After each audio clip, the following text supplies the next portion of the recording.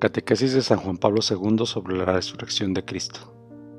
Su Santidad Juan Pablo II, 22 de febrero de 1989. 1. Conocemos el pasaje de la primera carta a los Corintios, donde Pablo, el primero cronológicamente, anota la verdad sobre la resurrección de Cristo. Porque os transmití lo que a mi vez recibí, que Cristo murió por nuestros pecados, según las Escrituras, que fue sepultado y que resucitó al tercer día según las Escrituras, que se apareció a Cefas y luego a los 12. Primera de Corintios 15, 3 al 5.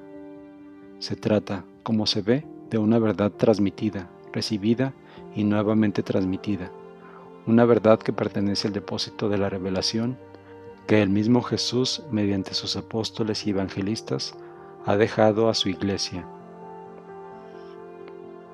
2.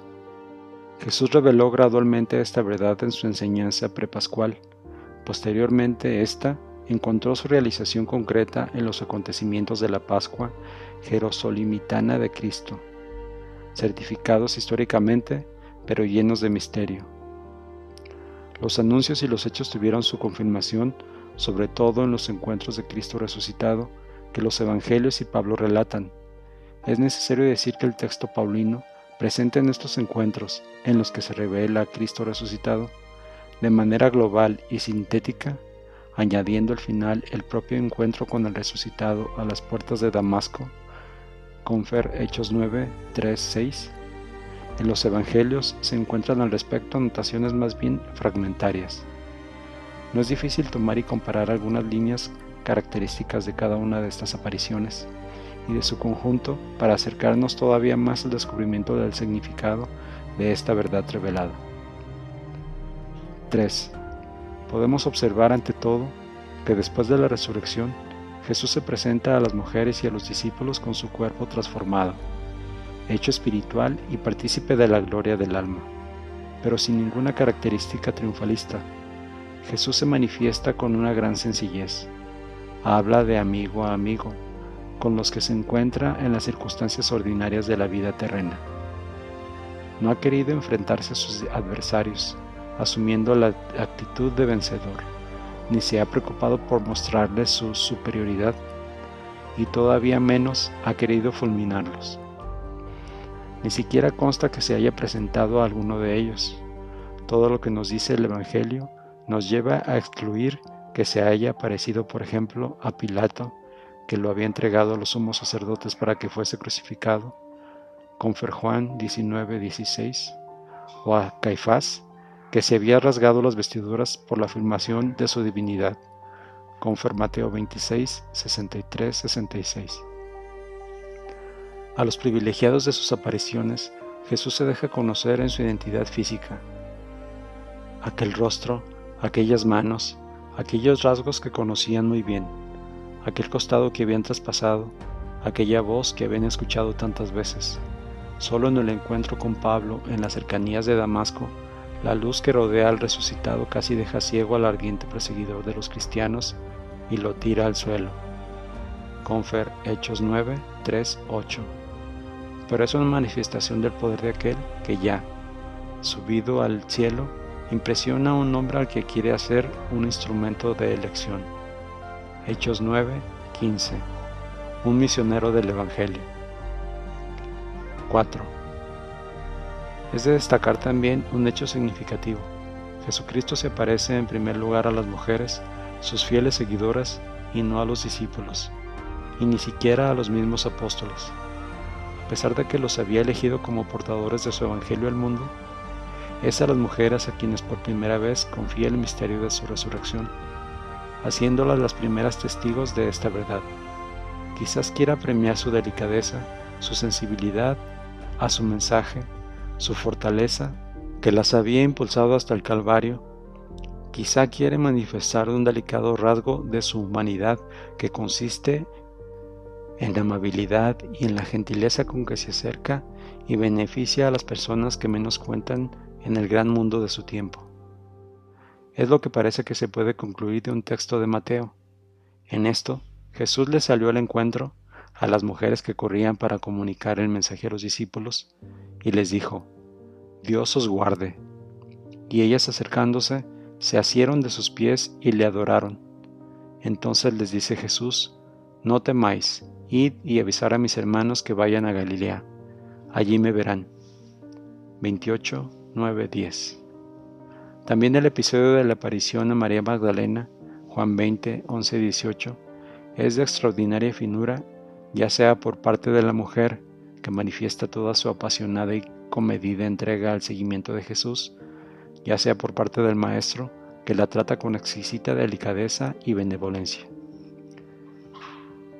En esta prioridad de las mujeres en los acontecimientos pascuales, tendrán que inspirarse a la Iglesia, que a lo largo de los siglos ha podido contar enormemente con ellas para su vida de fe, de oración y apostolado.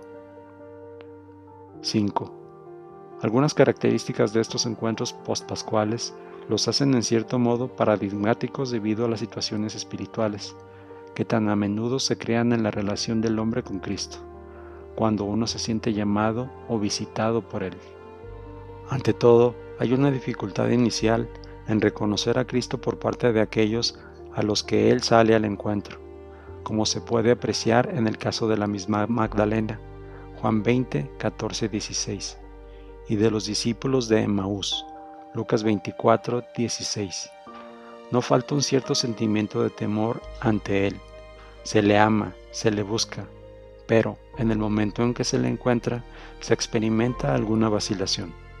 Pero Jesús les lleva gradualmente al reconocimiento y a la fe, tanto a María Magdalena, Juan 20, 16, como a los discípulos de Emaús, Lucas 24, 26 y siguientes, y, análogamente, a otros discípulos, Confer, Lucas 24, 25, 48, signo de la pedagogía paciente de Cristo al revelarse al hombre, al atraerlo, al convertirlo, al llevarlo al conocimiento de las riquezas de su corazón y a la salvación.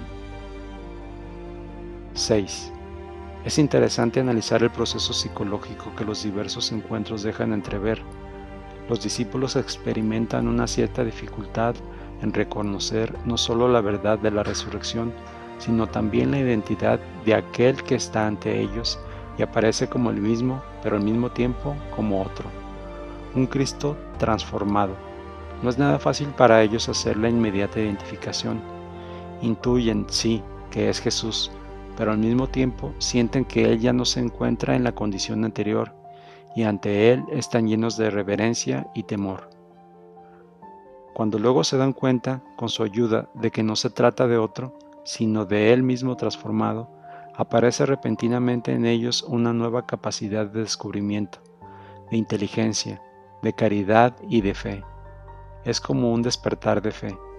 ¿No estaba ardiendo nuestro corazón dentro de nosotros cuando nos hablaba en el camino y nos explicaba las Escrituras? Lucas 24, 32. Señor mío y Dios mío. Juan 20, 28. He visto al Señor. Juan 20, 18.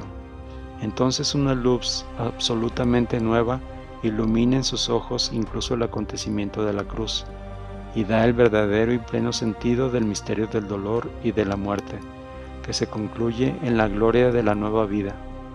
Este será uno de los elementos principales del mensaje de salvación que los apóstoles han llevado desde el principio al pueblo hebreo y poco a poco a todas las gentes.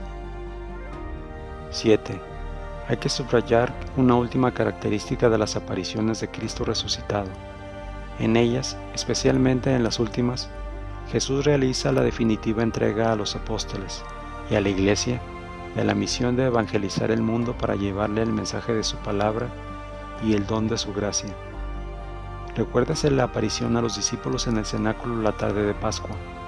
Como el Padre me envió, también yo os envío. Juan 20, 21. Y les da el poder de perdonar los pecados. Y en la aparición en el mar de Tiberíades, seguida de la pesca milagrosa, que simboliza y anuncia la fructuosidad de la misión, es evidente que Jesús quiere orientar sus espíritus hacia la obra que les espera. Confer Juan 21, 1, 23. Lo confirma la definitiva asignación de la misión particular a Pedro. Juan 21, 15, 18. ¿Me amas? tú sabes que te quiero. Apacienta mis corderos, apacienta mis ovejas. Juan indica que esta fue ya la tercera vez que Jesús se manifestó a los discípulos después de resucitar de entre los muertos. Juan 21:14. Esta vez, ellos no solo se habían dado cuenta de su identidad, es el Señor, Juan 21:7, sino que habían comprendido que todo cuanto había sucedido y sucedía en aquellos días pascuales les comprometía a cada uno de ellos, y de modo muy particular a Pedro, en la construcción de la nueva era de la historia que había tenido su principio en aquella mañana de Pascua.